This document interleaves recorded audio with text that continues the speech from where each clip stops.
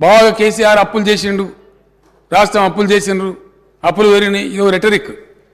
అప్పులలో అధ్యక్ష మనది 23వ స్థానం. మనకంటే మించి అప్పులు చేసిన రాష్ట్రాలు 22 ఉన్నాయి అధ్యక్ష మన పైన. పరిమితికి లోబడి మనం ఉన్నాం, చాలా క్రమశిక్షణతో ఉన్నాం. అది కూడా కేంద్ర ప్రభుత్వం మొన్న ఇచ్చినటువంటి స్టాటిస్టిక్స్లో పార్లమెంట్కి సమర్పించినారు అధ్యక్ష. ఇప్పుడు జరుగుతున్న లోక్సభ సెషన్లోనే మొన్న 3-4 రోజుల క్రితమే government of India has declared lowest అప్పులు చేసిన రాష్ట్రాలలో తెలంగాణ ఒకటి, చాలా పురోగతి సాధించిందని కూడా వాళ్ళు చెప్తా ఉన్నారు అధ్యక్ష. అతి తక్కువ అప్పులతోని మనం చాలా చక్కగా ఇవన్నీ కూడా చేసుకుంటూ పోతా ఉన్నాం. ఇవన్నీ కూడా రిజర్వ్ బ్యాంకు, ఫైనాన్స్ మినిస్ట్రీ వాళ్ళందరూ ఇచ్చేటువంటి నివేదికలలో ఉంటాయి అధ్యక్ష. లోక్సభ సాక్షి కూడా కేంద్రం కూడా ఇదే చెప్పింది. ఇవన్నీ చేసి ఈరోజు ఇంత సుస్థిరమైన ఆర్థిక ప్రగతి సాధించి, పర్ క్యాపిటా పెంచి, పవర్ పెంచి, శుద్ధమైన నీళ్లు ప్రతి ఇంటికి నల్లాతో ఇచ్చి, ఇవన్నీ చేసి తెలంగాణ సాధించుకొచ్చి అష్ట కష్టాలు పడి గత 25 సంవత్సరాలుగా ఒక యజ్ఞంలాగా దీన్ని తీసుకొని పోతా ఉంటే కాంగ్రెస్ పార్టీ నాయకులు మాట్లాడతారు అధ్యక్ష. కేసీఆర్కి పిండం పెడతాం, ఇవన్నీ చేసినందుకు నాకు పిండం పెట్టాలా? ఈ తిప్పల పడ్డందుకు ఆ పిండం పెట్టాలా? మీ వల్ల కాని పని, మీ నాయకులు ఎంతరో మంది ఎన్ని చూపి పారిపోయినటువంటి తెలంగాణ ఉద్యమాన్ని నేను భుజానేసుకొని అనేక కష్టాలు పడి దీక్షలు చేసి చివరికి నా చావు మీద తెచ్చుకునేంత ప్రయత్నంలో తెలంగాణ తెచ్చిపెడితే మీకు పిండం పెడతామంటే ఎవరు హర్షిస్తారు అధ్యక్ష? ఇదేనా సంస్కారం? ఇదొక పద్ధతి, ఇదొక పార్టీ, దీనికో లెక్కన? చాలా బాధ కలుగుతుంది అధ్యక్ష, దుఃఖం వస్తుంది. ఎందుకంటే ఏందండి నాకు అర్థం కాదు. ఇది పూర్తిగా ఎటుపడతాడు, నోరుంది కదా అని విచ్చలవిడిగా మీ పార్టీల నియంత్రణ లేకపోవచ్చండి, కానీ సంఘం చూస్తుంది కదా, సమాజం చూస్తుంది కదా. నన్ను అడుగుతున్నారు మొన్న రాహుల్ గాంధీ ఏదో ఒక మాట అందరికీ మోడీ పేరే ఉన్నదంటే 2 సంవత్సరాల జైలు శిక్ష విధించారు అధ్యక్ష. అఫ్కోర్స్ నిన్న సుప్రీంకోర్టు స్టే ఇచ్చింది, సభ్యత్వం కూడా తీసేసిండ్రు. మేము ఆ చర్యలు తీసుకోలేమానండి? మేము తీసుకోకపోదుమా? మీరు ఏదో స్వేచ్ఛ కావాలి, స్వేచ్ఛ ఇచ్చినాం. మేము చాలా లిబరల్గా ఉంటున్నాం, డెమోక్రాటిక్గా ఉంటున్నాం, అన్ని రకాలుగా బాగుంటున్నాం. లేకపోతే మీరు అట్లా మాట్లాడిన దానికి మీ తాట తీసే పరిస్థితి ఇష్యూ కాదు కదా గవర్నమెంట్ అనుకుంటే. కానీ మీరంతా ఆ విధంగా ఇష్టం వచ్చిన అడ్డగోలు మాట్లాడినా మేము సంయమనం పాటిస్తున్నాం. మేము ఇది పోలీసులు ఉసుగొలుపుతలేం, ప్రజలే తీర్పు చెప్తారు రేపు పొద్దున అనే ఉద్దేశంతో మేము ముందుకు పోతా ఉన్నాం. కానీ బాధ మాత్రం కలుగుతుంది అధ్యక్ష. ఎక్కడ ఏం చేయని వాళ్ళు తెలంగాణ ఉద్యమం జరుగుతున్న దాని మీదకి తుపాకులు తీసుకొని పోయిన వాళ్ళు మాట్లాడతారు అధ్యక్ష. ఇలా 2 పార్టీల అధ్యక్షులు అధ్యక్ష.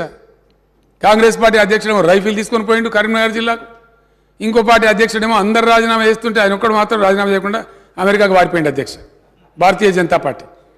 ఆ ఉన్న ఒక వ్యక్తి ఎన్ఎల్ లక్ష్మీనారాయణ నిజామాబాద్ టౌన్లో ఆయన ఉండే, ఆయన రాజీనామా చేసిండు అధ్యక్ష. మమ్మల్ని నమ్మి రాజీనామా చేస్తే నేను స్వయంగా పోయి, నేను అప్పుడే దీక్ష నుంచి విరమించుకొని వచ్చిన, నాకు ఆరోగ్యం బాగా లేకున్నా ఆయన కోరిన టైంలో 4 PM రావాలని చెప్తే నేను పడుకుంటా లేసుకుంటా 4 PM పోయి వీళ్ళ ఆనాటి పెద్ద లీడర్ వీళ్ళ దాంట్లో డి శ్రీనివాస్ గారని ఆయనను ఓగొట్టి మళ్ళీ లక్ష్మీనారాయణ గారిని సిన్సియర్ గెలిపించిన అధ్యక్ష. ఇవన్నీ కూడా జరిగినాయి అధ్యక్ష, ప్రజల ముందే జరిగినాయి. ఇవన్నీ చాలా బాధ కలుగుతుంది అధ్యక్ష, దుఃఖం వస్తుంది. ఇంత చేసి పెట్టి రాష్ట్రాన్ని ఒక తువ్వలో పెట్టి. ఒక్క నిమిషం ప్లీజ్, ఒక్క నిమిషం ప్లీజ్. మీ జన్మలు ఆలోచించారా దళిత బంధు ఇవ్వాలని? మీ ఇండియన్ నేషనల్ కాంగ్రెస్ కనుక స్వతంత్రం వచ్చిన తెల్లారే దళితుల వృద్ధి గురించి పనిచేసి ఉంటే ఇలా దళిత బంధు ఎందుకు ఇవ్వాల్సి వచ్చేదండి? దయచేసి ఆత్మవిమర్శ చేసుకోండి, మమ్మల్ని అన్నాడు కాదు. మేము ఇలా దేశానికి ఒక దిక్సూచిగా ఉన్నాం అధ్యక్ష. నేను మహారాష్ట్రకు పోయి నేను మాట్లాడుతుంటే అక్కడ వేణువుల్లో కొనియాడుతున్నారు మీ తెలంగాణ మోడల్ మాకు కావాలని చెప్పి.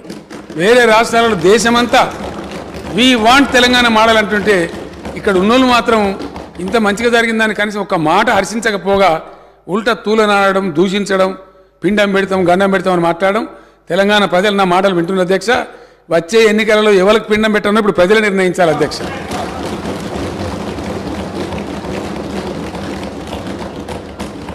తలసరి విద్యుత్ వినియోగంలో దేశంలో నంబర్ 1 అధ్యక్ష తెలంగాణ.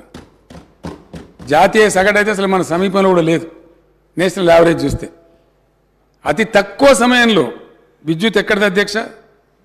కాంగ్రెస్ హయాంలో విద్యుత్తు మొన్న కూడా వీళ్ళ కడుపుల సంగతి బయట పెట్టింది. ఇస్తామని చెప్పింది 9 గంటలు, ఇచ్చేది పొద్దాగా 3 గంటలు, రాత్రి 4 గంటలు.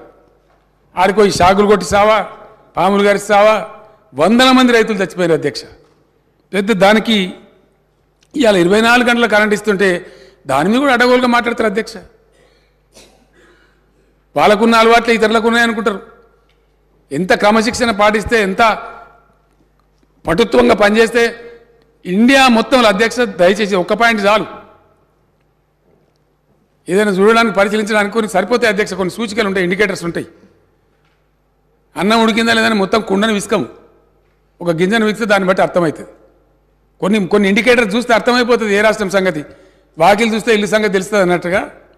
ఎంత ఇండియా మొత్తంలో ఏ ఒక్క రాష్ట్రంలో కూడా 24 అవర్స్ పవర్ సప్లై లేదు. ఈరోజు నేను నిలబడి మాట్లాడే టైంలో no single state in India gives 24 power supply to all the sectors. అప్పుడు ఎట్లా అధ్యక్ష, కాంగ్రెస్ రాజ్యంలో పేలిపోయే ట్రాన్స్ఫార్మర్లు, వందల కొద్ది కాలిపోయే మోటార్లు ప్రతిరోజు అధ్యక్ష, ఒక రోజు కాదు. ట్రాక్టర్ కాలిపోతే పడ్డ బాధలన్నీ ఊరోళ్ళందరూ తలా 2,000 తలా 3,000 జమ చేసి ట్రాక్టర్ మీద పెట్టి ఎలక్ట్రిసిటీ ఆఫీసుల కాడ పోయి ఎలక్ట్రిసిటీ ఆఫీసుల కాడ ధర్నాలు, భయంకరమైనటువంటి పరిస్థితులు అధ్యక్ష. వీళ్ళు మాకు ఇలా పాఠాలు చెప్తామంటారు, వీళ్ళు మాకు నీతులు చెప్తామంటారు. ఇలా చాలా కష్టపడి ఈ స్థితికి తీసుకొచ్చినాం అధ్యక్ష. దీన్ని కాపాడుతున్నాం మేము. దీని మీద అపోహలు కలిగే విధంగా ఇష్టం వచ్చినట్టు మారుతారు అధ్యక్ష. ఆనాడు రాష్ట్రం ఏర్పడ్డ నాడు నేషనల్ కాంగ్రెస్ పార్టీ హయాంలో తెలంగాణ స్థాపిత విద్యుత్ శక్తి 7,778 మెగావాట్ల అధ్యక్ష. ఈరోజు తెలంగాణ ఇన్స్టాల్డ్ కెపాసిటీ 18,756 మెగావాట్ల అధ్యక్ష. అతి త్వరలో 4-5 నెలలలో దేశంలోనే నంబర్ 1గా పబ్లిక్ సెక్టర్లో స్థాపించిన number 1 ultra mega power plant ఇండియాలో నంబర్ 1 అధ్యక్ష. ఏ రాష్ట్రం సాహసం చేయలే. ఈవెన్ ఎన్టీపీసీ కూడా తర్వాత వచ్చింది. కానీ ఒక రాష్ట్ర ప్రభుత్వంగా పబ్లిక్ సెక్టర్లో తెలంగాణ జెన్కో ఆధ్వర్యంలో 4,000 మెగావాట్స్ పవర్ స్టేషన్ 30,000 కోట్లతోని మేము నల్లగొండలో దామర్చల్లో పెట్టినాం అధ్యక్ష.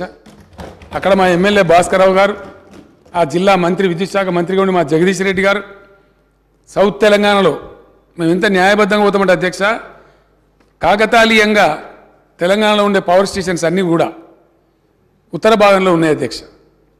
అది కొత్తగూడెం కావచ్చు, పరకాలలో కాకతీయ కావచ్చు, మేము పెట్టిన భద్రాద్రి కావచ్చు, అంతకుముందు ఎన్టీపీసీ రామగుండం కావచ్చు, నిజాం స్థాపించిన పవర్ స్టేషన్ కావచ్చు, అన్నీ కూడా గోదావరి ఒడ్డున అన్నీ కూడా ఇటు ఉత్తరం వైపే ఉన్నాయి అధ్యక్ష.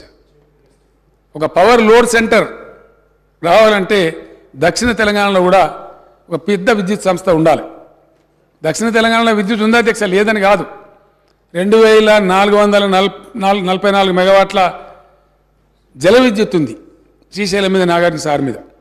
కానీ అది హైడ్రో ఎలక్ట్రికల్ పవర్ అధ్యక్ష. అది 24 గంటలు రాదు, సంవత్సరం పొడుగుతా రాదు, నీళ్ళు అయిపోతే అయిపోతుంది. కాబట్టి పవర్ సెంటర్ కూడా దక్షిణ తెలంగాణ కూడా భవిష్యత్తులో బ్రహ్మాండంగా ఉండాలి. అక్కడ పరిశ్రమలు వచ్చినా మరొకటి వచ్చినా ఉండాలని చెప్పి అక్కడ పెట్టాలనుకున్నప్పుడు జగదీష్ రెడ్డి గారిని అతను ఫైట్ చేసి, అన్నా నల్లగొండ జిల్లాలో పెట్టండి, కృష్ణలో అక్కడ దాని పేరేందా రిజర్వాయర్ పేరు టేల్పాండ్లో నీళ్ళు సమృద్ధిగా ఉంటాయి, 10-11 టీఎంసీలు ఎప్పటికీ ఉంటాయి, అక్కడ జీవనదిలాగా ఉంటుంది. మీరు నీళ్ళ గురించి ఫికర్ చేయకండి, మీద నెత్తి మీదనే నాగార్జున సార్ కూడా ఉంది, నల్లగొండలో పెట్టమని చెప్పి అదే పరిస్థితి మహబూబ్నగర్లో లేదు అధ్యక్ష. ఎప్పటికి ఉండే నీళ్ళు ఉండే పరిస్థితి లేదు. ఇది నాగార్జున సార్ కింద కాబట్టి నాగార్జున సాగర్లో 120-130 టీఎంసీలు ఉంటుంది కాబట్టి అక్కడ సేఫ్ అని చెప్పి నిపుణులందరూ నిర్ధారించిన తర్వాత ఇరిగేషన్ వాళ్ళతో కూడా మాట్లాడి భాస్కరరావు గారి సహకారంతో దామర్చెల్లో ఆ ప్లాంట్ పెట్టినాం అధ్యక్ష. ఇటీవల కాలంలో నేను మంత్రి గారు అందరం పోయి అక్కడ తిరిగినాం. చాలా హృదయానికి ఎంతో సంతోషమైంది అధ్యక్ష. దాని మీద కూడా అవాకులు చెవాకులు మాట్లాడతారు సార్.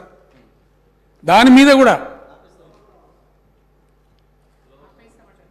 దాన్ని ఆపేస్తామంటారు అధ్యక్ష. కాంగ్రెస్ పార్టీ వస్తే దాన్ని ఆపేస్తారట. అక్కడ కోమటిరెడ్డి వెంకటరెడ్డి అని ఒక పుణ్యాత్ముడు మాట్లాడతారు.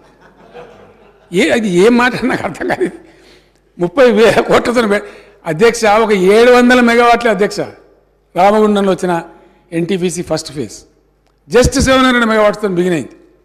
నేను ఎన్టీ రామారావు గారు ఎంబట ఆయన ముఖ్యమంత్రి కూడా నేను కూడా పోయిన అధ్యక్ష. మొరార్జీ దేశాయ్ గారు ఆనాడు ప్రధానమంత్రి వచ్చి ఫౌండేషన్ స్టోన్ వేసినారు.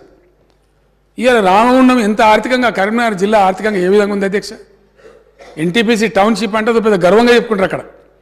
అట్లాంటిది బిగిన 4000 మెగావాట్స్ వస్తే దాని మంచి తెలియదు, దాని చెడ్డ తెలియదు, దాంతో జరిగే పరిణామాలు ఎన్ని లాభాలు జరుగుతాయనేది తెలియకుండా ఇష్టం వచ్చినట్టు మాట్లాడతారు అధ్యక్ష. కాంగ్రెస్ పార్టీ వాళ్ళు నోటికి మొక్కాలి, తీసేస్తాం. నేను లాస్ట్ ఎలక్షన్లో చెప్పిన భూపాలరెడ్డి ఇప్పుడు నల్గొండ ఎమ్మెల్యే మా అభ్యర్థి ఉంటే మంచి టైంలో చేరుకున్న అధ్యక్ష నేను నల్గొండకు. అరే మీ జిల్లాల ఇట్లాంటి దుర్మార్గులను ఎట్లా గెలిపిస్తారండి? వీళ్ళకి అభివృద్ధి గురించి కనీసం జ్ఞానం ఉందా, సోయి ఉందా? 30,000 మెగావాట్లతో పవర్ ప్లాంట్ పెడితే దాన్ని తీసేస్తామనే వ్యక్తిని మీరు నల్గొండలో గెలిపిస్తారా అని అడిగిన నేను, ఓడగొట్టిన అధ్యక్ష. ఇప్పుడు కూడా ఏమంటారు, దాన్ని బంద్ చేస్తారట.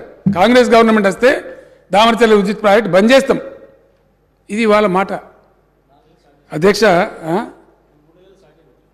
3 నెలల్లో స్టార్ట్ చేస్తున్నాం అధ్యక్ష లెక్క. ఎందుకంటే ఇప్పుడు 18,756 చేరుకున్నాం అధ్యక్ష. ఏదైతే 25,000 లక్ష్యంగా పెట్టుకున్నామో షార్ట్ పీరియడ్లో చేరుకోబోతా ఉన్నాం. 4,000 మెగావాట్ల దామరచర్ల 3-4 నెలల్లో ఇనాగరేట్ చేసుకోబోతా ఉన్నాం అధ్యక్ష. మ్యాక్సిమం 5-6 మంత్స్లో అయితే కంప్లీట్ 4 వచ్చేస్తాయి అధ్యక్ష. అదేవిధంగా ఎన్టీపీసీ